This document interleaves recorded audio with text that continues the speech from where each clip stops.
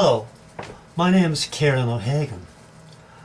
I've been writing books about child abuse for more than 30 years.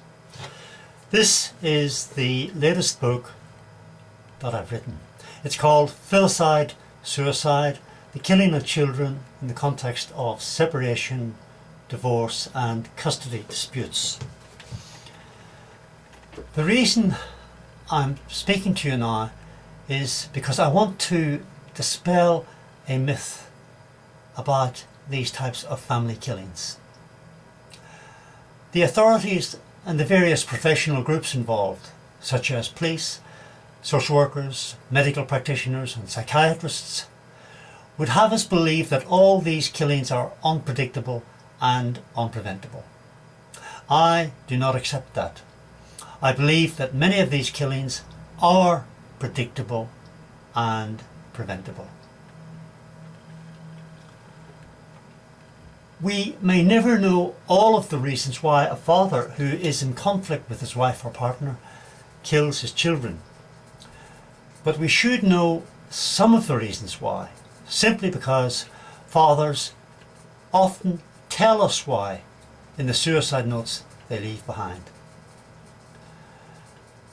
Much more important, however, than why men kill their children is when they are most likely to do so. This book that I've written is based upon a 4-year study of 228 cases of killings of children by their parents. Over 2/3 of the killings were by fathers. I believe that we can now easily identify the circumstances in which not only is a killing by a father most likely, but it is almost inevitable, unless protective action is taken. There are 9 sets of circumstances in the relationships between a father and a mother which often lead to the killing of children.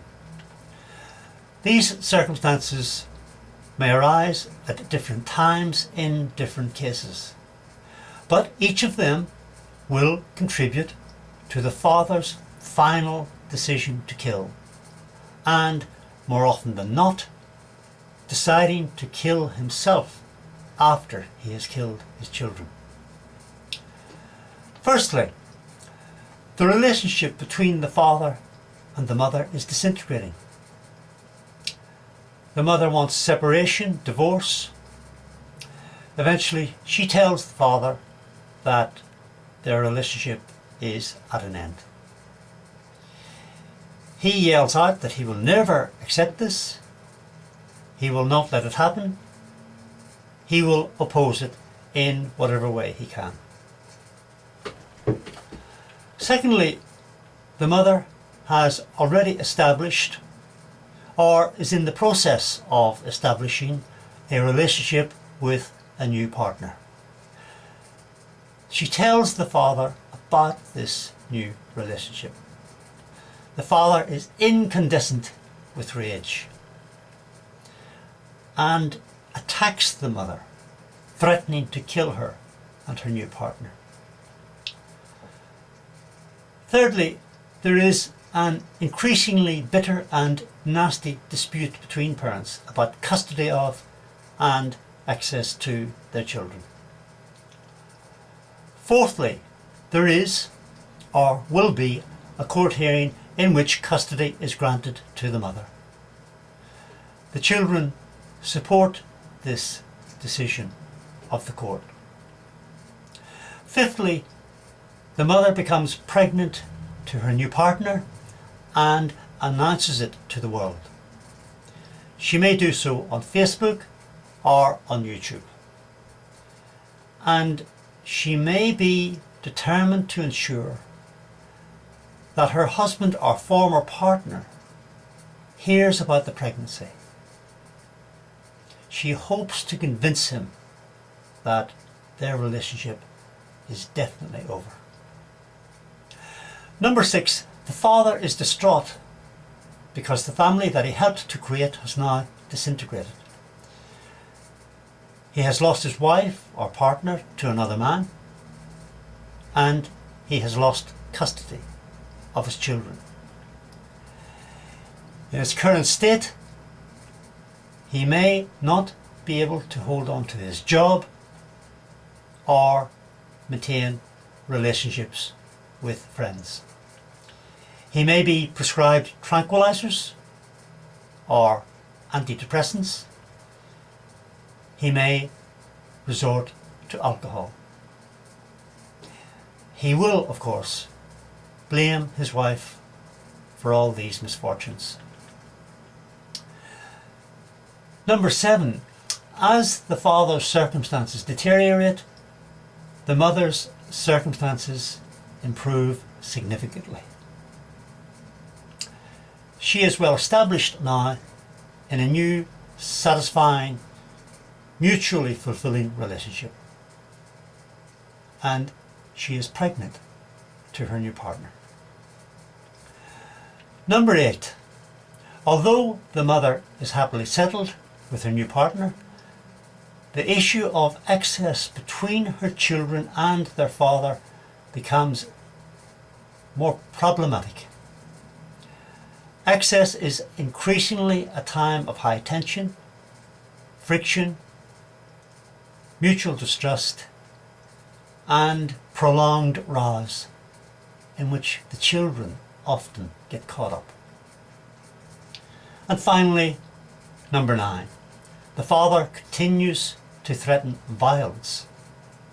He is heard to say that he will never tolerate another man caring for his children. He is heard to say how much he hates the mother. He is heard to say that he will do something to the mother that she will regret for the rest of her life. Each of these 9 sets of circumstances present a risk to the children. In some cases, only a few of them, perhaps only even one of them, for example, the mother's pregnancy to a new partner, would be sufficient to drive a father to the brink of murder and suicide.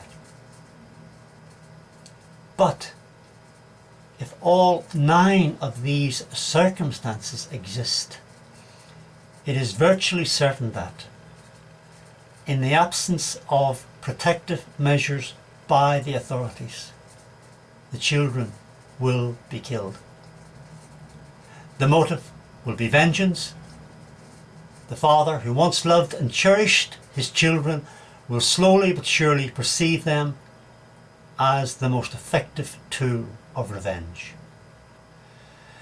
By killing the children he once loved, his objective is to inflict as much guilt and misery on their mother as is possible, and to ensure that she will suffer this guilt and misery for the rest of her life. Over 80% of the killings in this research were motivated by revenge. The astonishing fact about so many of these cases is that some professionals will be aware of some of these circumstances in the lives of the parents and children they try to help. But they will not recognise the significance of or the dangers in such circumstances. And afterwards, their agencies and the authorities will once again attempt to propagate the myth that these killings were unpredictable and unpreventable. At best, this is a policy of indifference. At worst, it is a policy of despair and hopelessness. A terrible legacy to the children needlessly sacrificed by embittered, vengeful fathers who once loved them. These killings are neither unpredictable nor unpreventable. Thank you.